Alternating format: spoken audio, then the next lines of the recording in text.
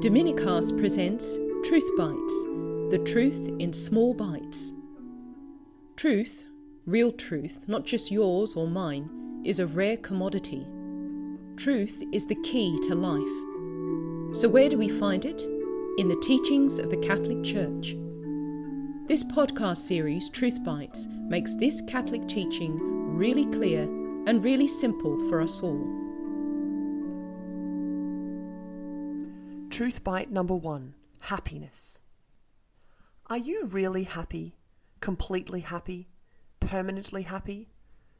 Hopefully the answer to these questions is no, because you've actually been made for a level of happiness that this world can never give you. If you have a hard time believing this, just think of your own experience.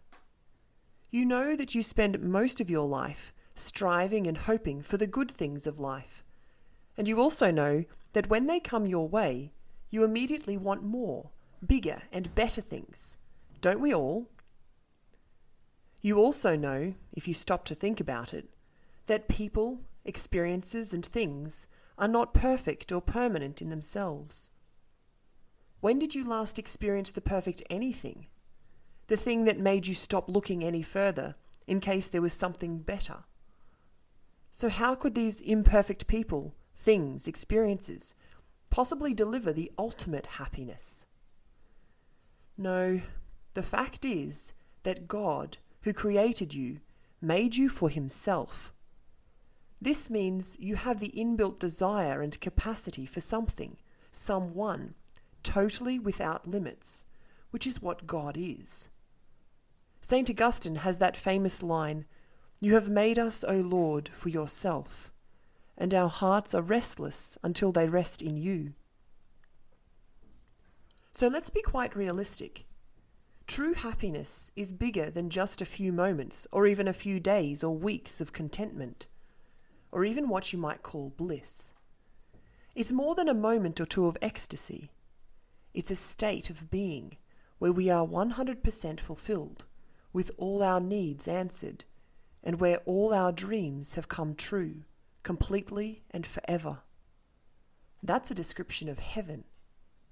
And whatever they try to tell you, there's no such thing as heaven on earth. Happiness is not just an emotional experience.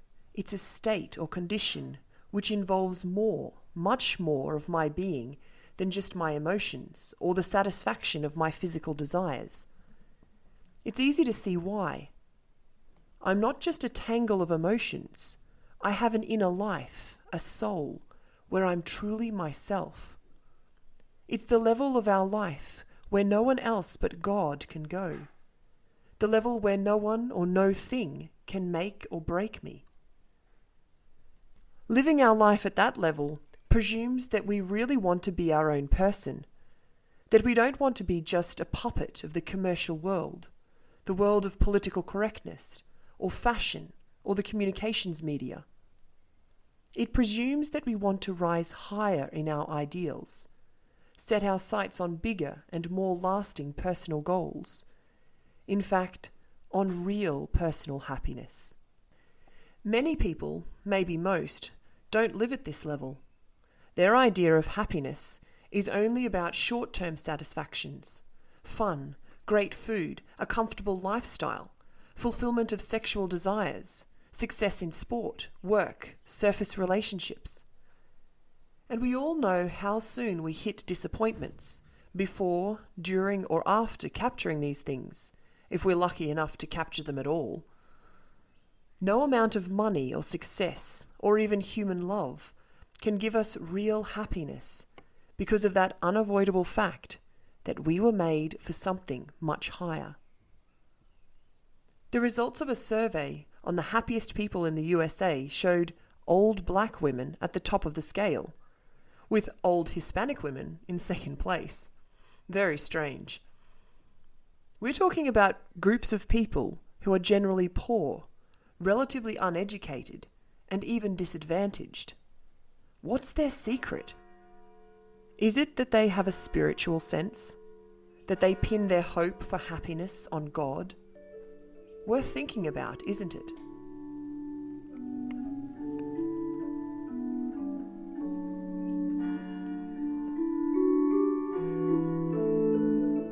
Byte 2. Choices that make or break.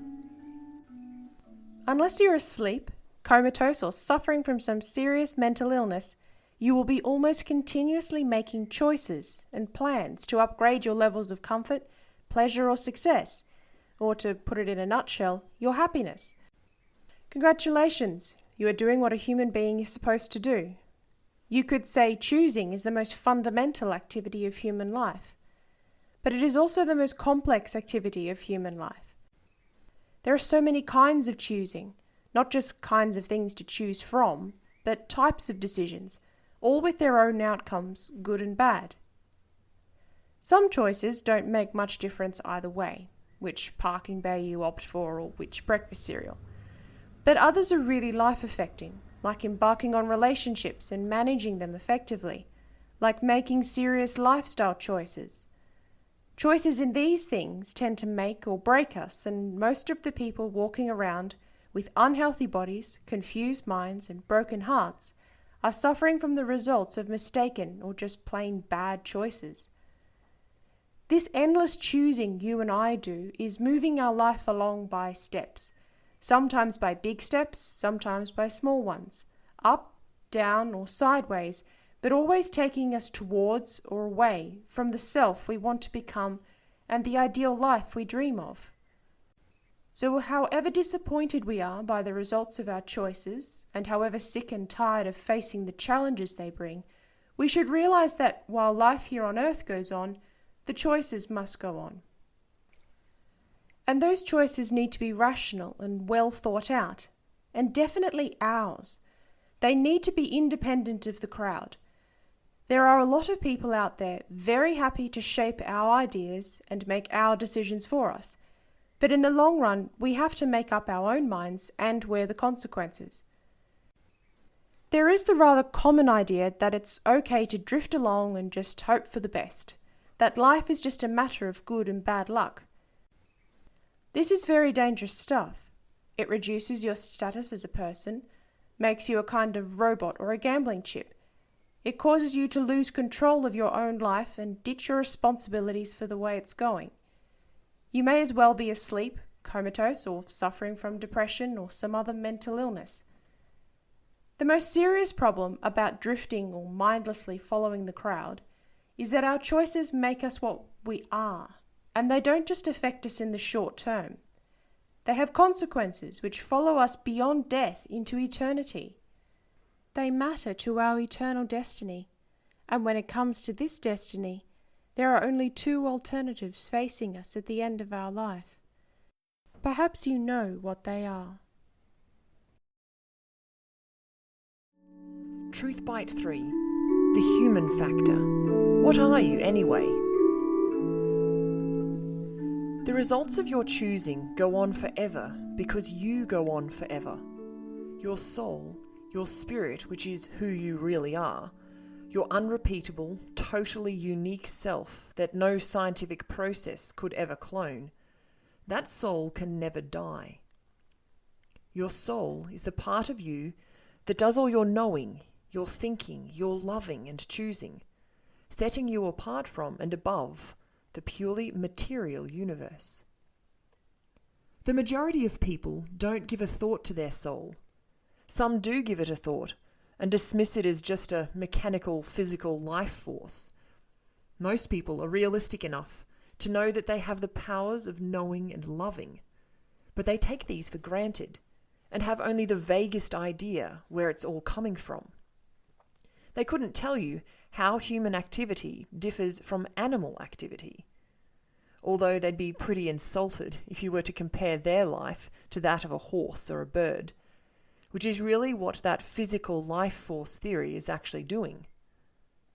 Most of the weird and sometimes downright evil things people do with their own lives and try to convince others to do with theirs are coming out of a false understanding of what a human being really is. That false understanding can stem from ignorance or lack of proper education. It can also come from waffly, wishful thinking, not really thinking at all, just a gut-level reaction to life and the world. Sometimes it's just some kind of fantasy weaving, that they hope will take some of the sting out of the harshness of life. Incomplete, distorted, or false ideas about what a human being consists of are causing governments, thugs, and people in power to walk over or bully or put down or even kill anyone who gets in their way.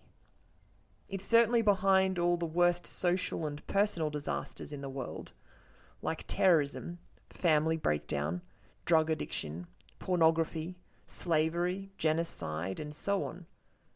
We might as well face it, that while people are being seen and treated as things, objects, commodities, instead of unique persons with inbuilt dignity and immortal souls that can reason and think and love, these disasters will go on and on and on. Just think about your own life. You don't really need much convincing that you're more than a body animated by some vague life principle, which is what any plant or animal has. You know you have a body animated by a spiritual soul, which is unique to your body and will never die, even when your body dies, which it definitely will do, despite our best efforts to find the secret of eternal youth. And one thing everyone's very much convinced about, and that includes you and me, is their own human rights, their personal freedoms of conscience, of speech, of religion, of movement, or of work choices. This comes from their deep desire to be recognized as individuals with individual gifts and needs, rather than as cogs in a social machine.